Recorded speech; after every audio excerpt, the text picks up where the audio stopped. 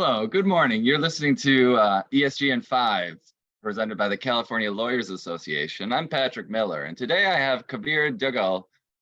I'm sorry, Kabir, I may have mispronounced your name, No, but I'm you sure you'll didn't. correct me in a second. That's Oh, that was compared perfect. to what Oh, I well, hear, thank you that's very very much. good. Okay, so Kabir is joining us today to talk a little bit about how international dispute resolution can merge with ESG issues and topics related to business and human rights. So we really look forward to speaking with you today, Kabir, and thank you for coming on.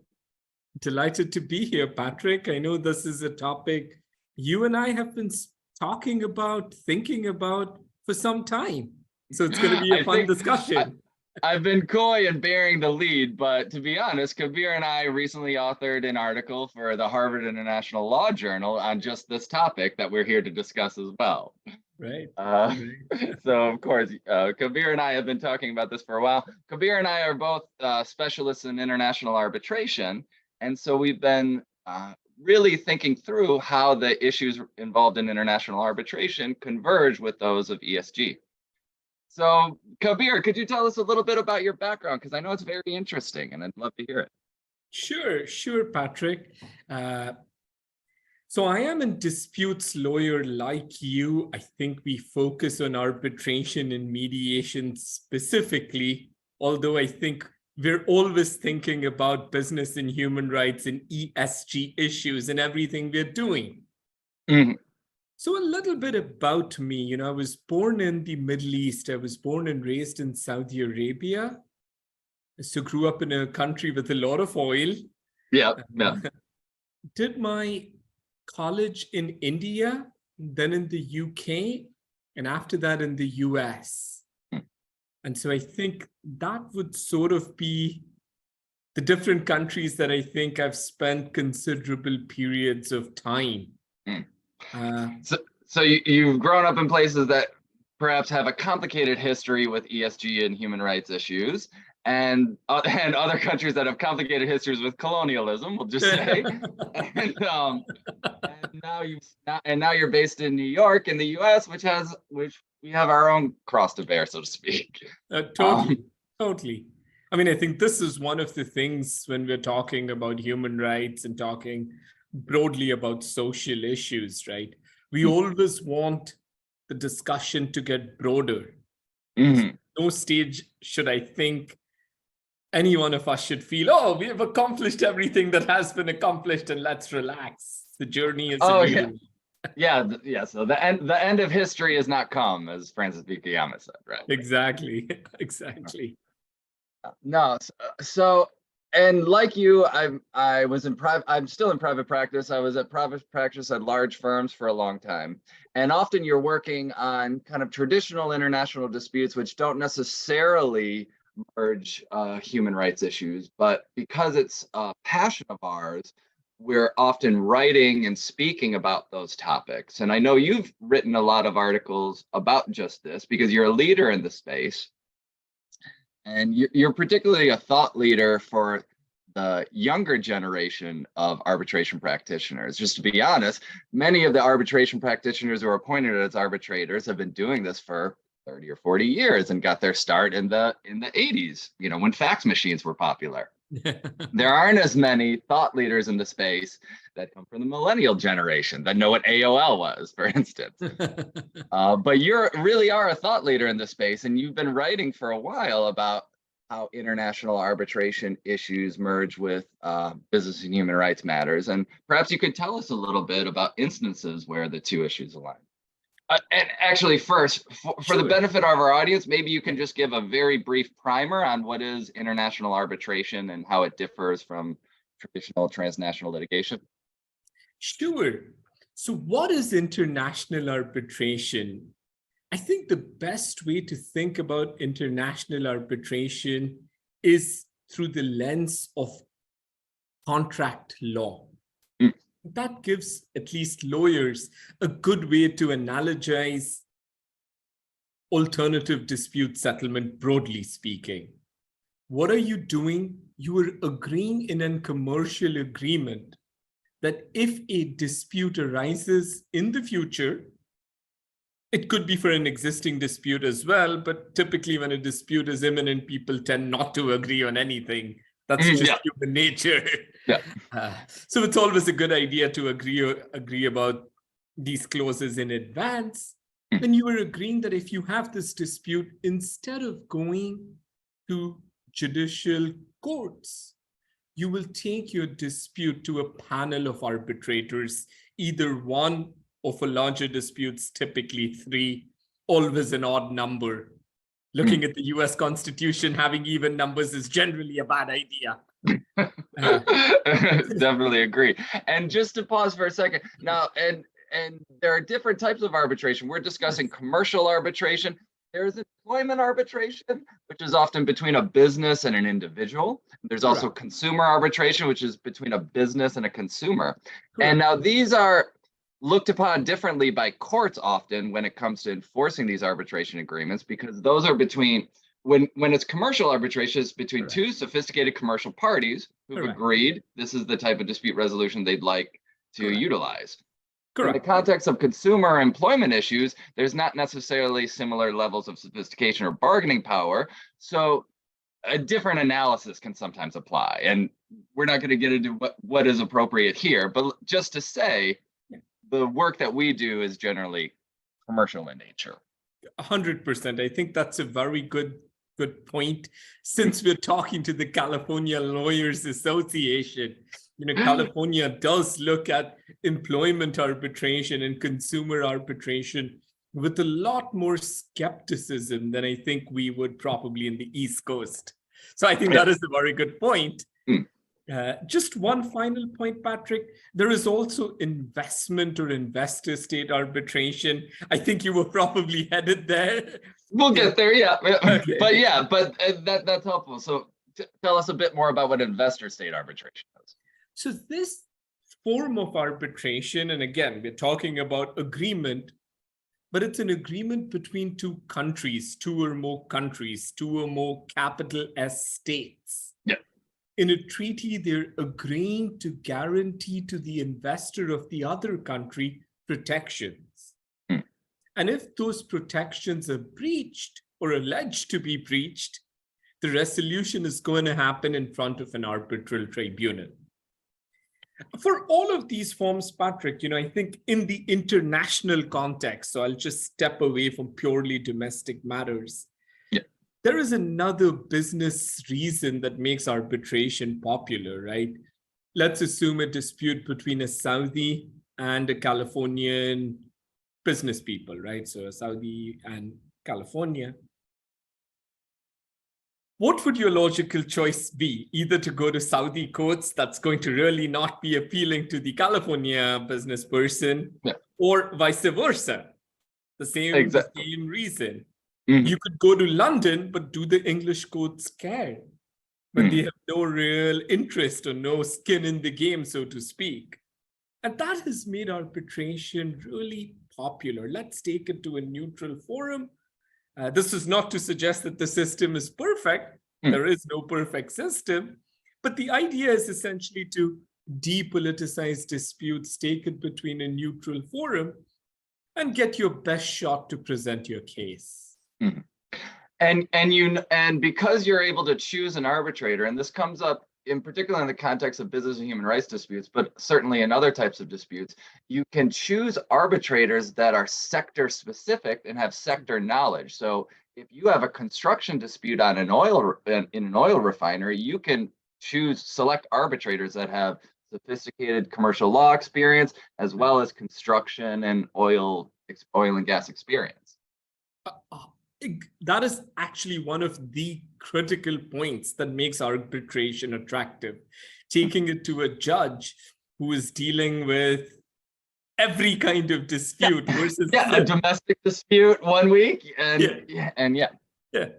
here you get somebody specialized, and so the learning curve is arguably a lot less, so to speak. You don't need to tell them the basics the way you would to a judge and or to a jury, if there is a jury trial, right, to bring them up to speed for very sophisticated construction matters. So I love your construction analogy. They speak a language that most people don't understand.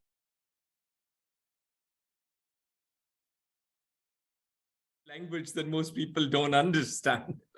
Well, this might be a better one. This is a kind of an analogy, or at least a illustration that I remember from law school, where the power of arbitration is that it's a contractual agreement that gives any party, the arbitrator, the power to act as a judge. In judicial systems, judges are given a sense of esteem. They wear these beautiful robes. They have these powers. They have this gavel. They have this pomp and circumstance because they have this power bestowed upon them by the state. In the context of acting as an arbitrator, you as two parties can look at the janitor down the street and say, he's going to decide our dispute. And even if it's $10 million, this janitor has the authority to decide which one of us wins. And that janitor just has to write out an award that comports with certain standards. Yeah. But that award will be enforced in courts that enforce the New York Convention on Recognition of Arbitrative Judgments. And I say that to say you act as an arbitrator very frequently. So you are bestowed with power to decide very complex issues which have gravity to their effects, and you award damages in certain cases. You don't award damages in other cases. Can you talk a little bit about how you see your role as an arbitrator in this system? That's a great question. And I think the comparisons with a judicial system are very appropriate because at the end of the day, you are resolving a dispute. But as you, I think, hinted at, there are very critical differences. As an arbitrator, your mandate is kind of determined by the parties. And so you are in many senses contractually obligated to function within the parameters that the parties have agreed as your jurisdictional slash admissibility mandate, and you are bound by that. So if you're looking at a contract which has many elements, if your mandate is really to look at pricing, that's the only thing the arbitrator can determine, that's what you have to do. You may be very tempted to say, hey, I could resolve the whole thing. A judge could often do that. I don't think this is efficient. I'm going to do it this way. You can't as an arbitrator. You are restricted to what the parties have agreed to. So that would be, I think, one point that would very heavily guide my determination. There are very few remedies in comparison to a court system with an arbitral award. You really have to show egregious procedural breaches. Substance, for the most part, we don't allow a second look, barring very few limited issues. And this is also a significant point. You have to make sure that you are respecting the process because these awards have teeth. And you can be deciding multi-million, multi-billion-dollar disputes, and you want to come out with a process that is fair, that is judicious, that is legitimate and defensible. Legitimate, exactly. I think that's a great word, legitimate. And I think what's in your point is that as an arbitrator, you're acting at the behest of the parties. In your view, these two parties have commanded you almost to resolve this dispute within these parameters. So you're only fulfilling the demand that these two parties have put on you. Correct. Even if the temptation to go beyond that may sometimes be high, you have to remind yourself of this very limited nature of the contractual agreement between the parties. You are in many senses a judicial officer, or at least a quasi-judicial officer, but you are also a service provider providing some very specific mandate that the parties have agreed in a contract. Yeah, that's a really interesting two sets of hats you can wear.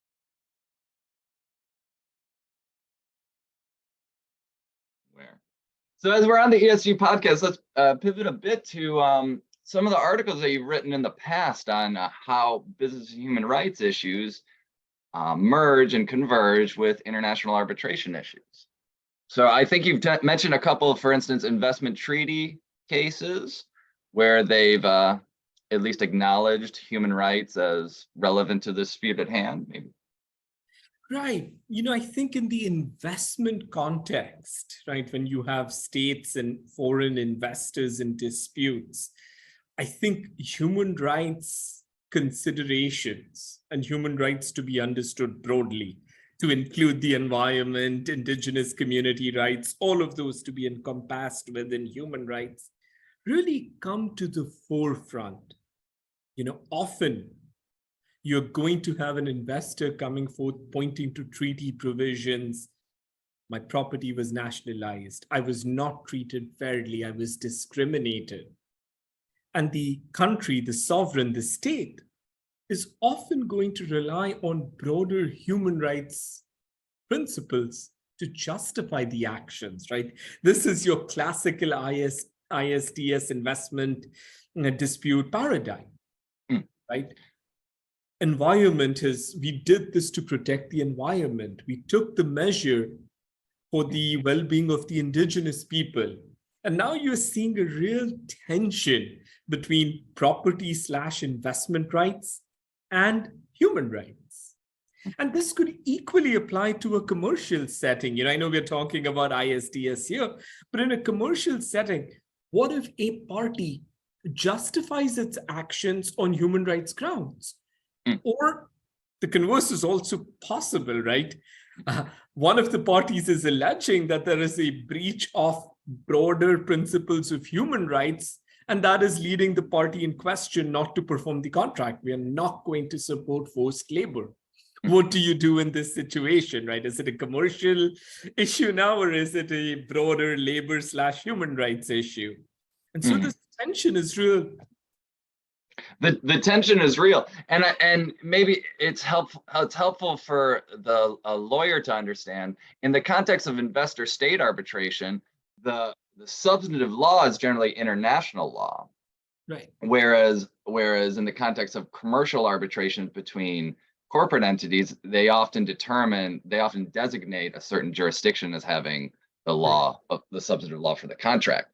So that's why in the context of investor-state arbitration, there are more interesting references to human law or human rights law, because human rights law does come up in the international context pursuant to different UN treaties on Convention for Recognition and Enforcement of Foreign Judgments, recognition of human rights norms. Those are the 1949, the San Francisco Conventions. Right. So there's a nebulous kind of human rights jurisprudence in the international law context. Right. In the domestic law context, there's less references to human rights as such, but there are certainly public policy concerns. Correct. So human rights in a domestic context may arise in a variety of different ways, all of them being indirect, as you have suggested. Your constitution may grant you certain human rights, and based on how the article is worded, it may be to all persons or only to citizens. So then you have that identification. Oh God. Yeah, no, I went to law school during the Guantanamo series of cases. So we definitely did a lot of work on who has rights under the US Constitution, whether foreign nationals, terrorists, things like that. Yeah. And it's so, I don't want to go off on too much of a tangent, but speaking to law students now and law students from 5 years ago, they're dealing with things like the Edward Snowden cases, different types of cybersecurity cases that just didn't come up in the context of what we were doing. Right. I mean, see, this so now we're becoming the gray hairs, Kabir. And this is where we also see the human rights dialogue changing with new realities that come up. We haven't even gotten as a society to addressing what the issues are with artificial intelligence, but that's a whole separate Pandora's box just waiting to explode. I don't even want to go down that rabbit hole with you, friend. Yeah, no, I don't think we know enough to say anything there. Yeah, so what I'm seeing okay, we'll go down for a second, but what I'm seeing now is that there are several actors who are calling for a halt in development of AI systems. And from an international legal context, it's very fascinating, because how would you secure some type of treaty regime that allows for countries in multiple jurisdictions to properly halt such a And the belief that anything is going to get addressed by governments in 6 months seems almost yeah. either overly optimistic or very naive. Yeah, that's what I thought too. They're asking for a 6 months pause, as if anything's going to happen within those 6 months. Why don't you just assume that the pause isn't going to happen? You tell us what happens at day one after 6 months. Just Right. pretend we got.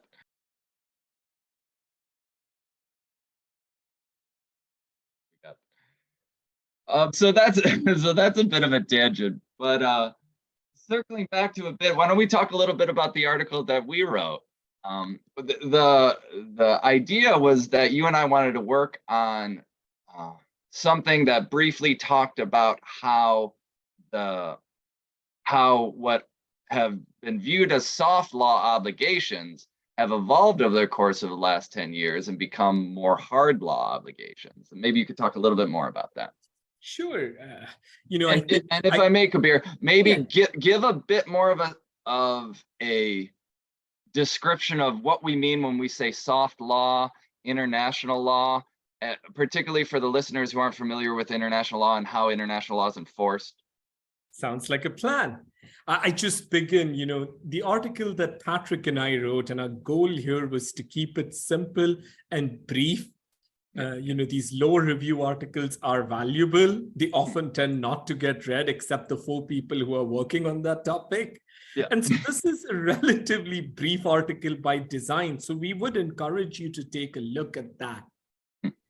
Patrick, on your question specifically, international law is premised on the notion that obligations exist only between countries. Very limited exceptions, possibly for human rights, but even there, the framework is interesting. But the general framework under international law is we are creating obligations for states. And very quickly, that's what's very fascinating about the investor-state arbitration world, is that these treaties allow for. We're laughing because we know this. This is what we learned in law school that made us so fascinated by this. But what's interesting about investor-state arbitration is that these treaties allow for private companies to have rights that would normally be vested in state actors. Right, exactly. These become exceptions. If you go back actually to fundamentals, the treaties are signed by states. Yes, exactly. Right? So it's really giving, if you want to analogize this, it's really creating your investors as third-party beneficiaries. Yes. Now, I think because international law is concerned with states, the question for us is, what do you do with non-state actors? Mm-hmm. And what do you do with these big multinational corporations? How do we multi-state actors? Right. How do we get them within the ambit of international law?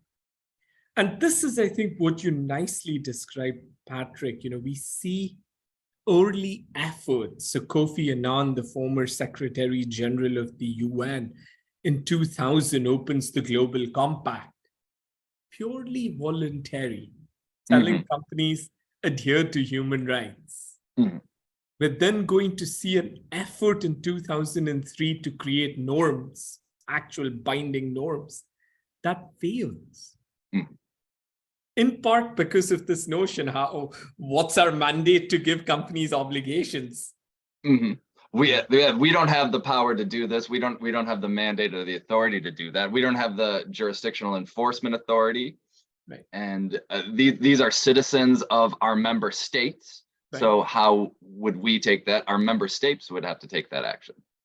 Correct. And actually, you ended it exactly where the next effort takes us, right? We're going to see in 2011 the UN guiding principles on business and human rights coming out. And this seeks to indirectly place some obligations on businesses. But I think the idea with the UNGP UNGPs is to articulate the obligations that international human rights law places on states and by extension, the corporate actors which they regulate.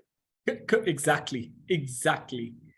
I think we put some obligations, like we tell businesses not to be complicit in human rights abuses. There's some very, what we would recognize to be basic obligations placed, but everything else is through states.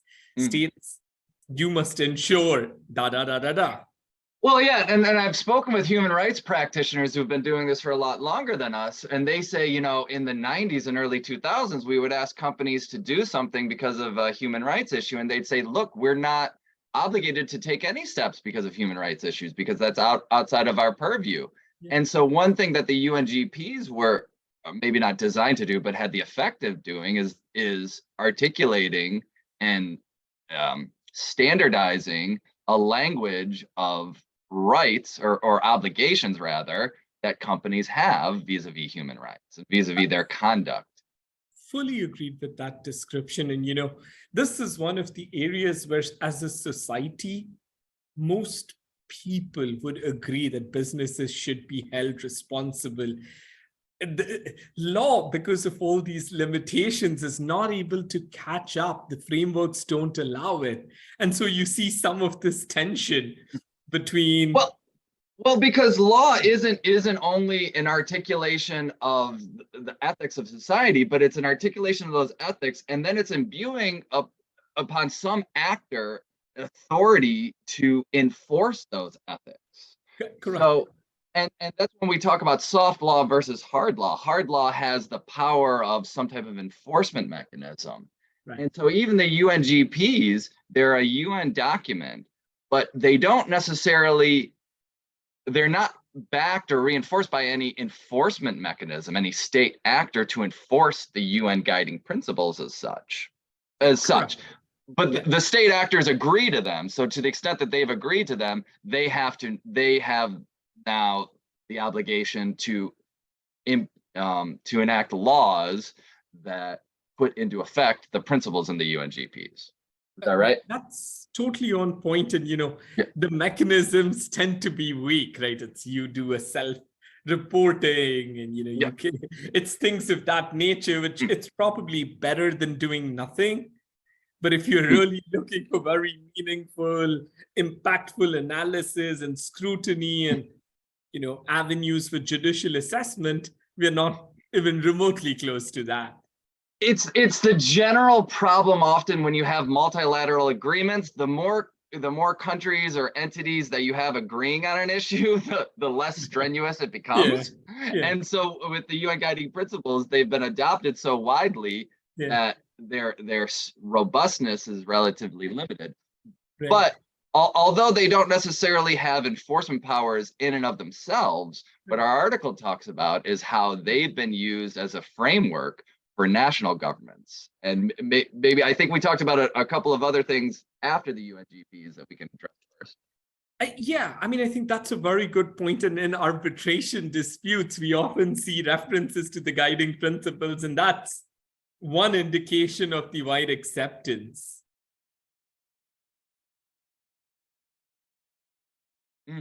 Just before we move on to domestic initiatives, one final thing to stay tuned for is this international effort happening to create it's defined as a legally binding instrument to regulate activities of transnational corporations.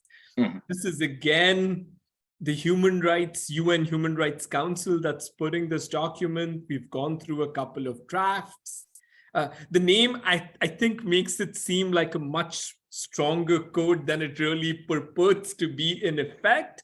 But we're seeing, I think, consistent with our theme, the UN Global Compact, purely voluntary, to, at least by its name right now, discussion of a legally binding instrument. So there seems to be a progression in the right direction. Mm-hmm. And so this is how you can track these international human rights norms coming into focus, as it were, in the international legal context, and lawyers and practitioners having a better grasp of these concepts. And then you see initiatives in national legislators, and some of the aims that, or some of the regulations that we talk about in the article are, for instance, the Uyghur Forced Labor Prevention Act. Right. So this references the UN guiding principles and references a lot of the standards and best practices that you can find in the UN guiding principles. But it actually has the strength of a national government to enforce it and to obligate companies that are subject to its jurisdiction. And so, for instance, the UFLPA effectively says that any products that are imported into the US that have a nexus to Uyghur labor or a nexus to Xinjiang region of China are effectively presumed to have been made using forced labor and are thus prohibited from entry under Section 307 of the Tariff Act. Right. What that means is that companies have had to determine whether or not they have goods in their supply chain that have a nexus to Uyghur labor, because if those are detained by the US government, they would have to rebut the presumption that they were produced using forced labor, which is incredibly difficult for a number of different reasons. I don't want to get too far into the weeds on UFLPA, maybe on a separate podcast. The point is that the US government has authority over what goods can enter its country. Right. And so the US government is effectively enforcing these human rights principles through its national acts. Definitely. And I think, from a human rights perspective, this is a positive development. Now, there are all these meta political questions. Why only Uyghurs? Why not all the other groups? China, And there is some amount of political choices that are made here. But it is still, from a human rights advancement, anything that's taking the cause forward, I think, is a good cause. We're seeing some efforts by regional bodies, and I think we talk about the European Union's draft, the due diligence regime, which requires you, again, on forced labor to make sure that you are not complicit in your business activities in using forced labor. Now, there are... Look, see, this is threshold questions, and these will always have pros and cons. There are monetary thresholds for companies to whom this regime will apply. There are employee numbers under which this will not apply. You take that with a grain of salt. But to your point, so you have there in the EU, you have the Swiss regime, the French regime. There's a Dutch regime. There's now a German supply chain due diligence regime that's all coming into effect. And they all actually have various thresholds for who has to do what. So for instance, some countries have an employee threshold that says you have 200 more employees, then you're subject to the act. If you have less than that, we'll give you a bit more time. And that comports with human rights best practice in the sense that let's focus first on the actors that have the widest ripple effect. Right. And so that makes sense. And the companies that have the capabilities of doing this human rights due diligence. But to the extent that there are smaller companies or smaller entities, smaller actors, they often have the smaller supply chains, a smaller base of suppliers so that they can do this due diligence. The idea behind these human rights due diligence laws in general is that perhaps you don't have control over your entire supply chain, over all of the tiers in your supply chain, but you should at least have an understanding of the circumstances of that supply chain, particularly with respect to human rights and environmental issues. So the idea that I always say is the era of ignorance is over with respect to. And that's a good thing. And that's a good thing. And coming back to where it converges with the work we do on a day-to-day basis, if you're, for instance, performing human rights due diligence and you identify issues with a supplier that can't be remediated, the preference in the business human rights community, the best practice is to first, if you identify a human rights issue with a supplier or a counterparty, try to remediate the issue, put the stakeholder in a better position. But let's say it's an issue that you can't remediate, you might want to terminate the contract. Right. Now, the question that we might have as arbitrators or as advocates on behalf of one of the parties is, does this contractual party have the right to terminate the agreement because of these human rights obligations? You know, Patrick, here you get into very complicated questions on what does the termination clause allow you to do? What does the applicable law tell you on the matter? Mm-hmm. It's fascinating because you could have a contract where it could be a Dutch party, and it's a Dutch party and let's say Malaysian party, but the Dutch entity is importing products from the Malaysian party into the US. So the Dutch party is therefore subject to the US UFLPA. Now I'm just giving you an acronym soup. Yeah. But the idea is that you could have two parties who don't have necessarily a nexus to, or they're not citizens of the United States, but they're subject to some of their enforcement regimes and their enforcement laws. Right. They might have a dispute with a contract governed by English law or Dutch law or Malaysian law, but none of those are US law. But the US law is what's requiring the companies to effectively breach the contract. Yeah, correct. And so how do you work through that? Meta questions. Did you know the products were going to go into the US? Because if you did, then you should know, we will presume knowledge that you knew there is this act. What do you do if the act didn't exist but came into effect after there was a contractual arrangement? There are very complicated factual questions, conflict of laws, choice of law questions that you would have to consider. But and this is very interesting. We distinguish between international arbitration versus traditional commercial litigation or arbitration. In the national context, you're usually working with one substantive law. In the international context, you often have multiple different legal regimes that overlap each other. Right, exactly. Now, we would hope that anything that can promote the growth of human rights is probably the right way to be approaching these questions. You may, as an arbitral tribunal, just find yourself in a situation where some of this requires you to go beyond what you're authorized to do. And then you have these complicated questions as to, what's the appropriate forum for these to be raised in? What can and can't you do as an arbitrator? That's true. You have to think about yourself, because at the end of the day, you're a professional. You're not imbued with the power of the state. Right. And I just getting back to our article, and I appreciate you mentioning, and I mention it to people too if I'm giving them the article. It's a brief article. The idea was not to spend 20 pages really digging into the weeds of an esoteric legal topic, because we know that most people aren't going to read it. It's really a thesis statement and a concise analysis of that thesis statement. The thesis statement, for my mind, maybe it's not the thesis statement, but one of the overarching messages that I wanted to convey with this article is that legal practitioners and companies and corporate actors have to have a more nuanced understanding of their responsibilities vis-a-vis human rights, because in previous contexts, there used to be no enforceable mechanisms that required them to behave a certain way. That's changing rapidly, and we want practitioners to understand this.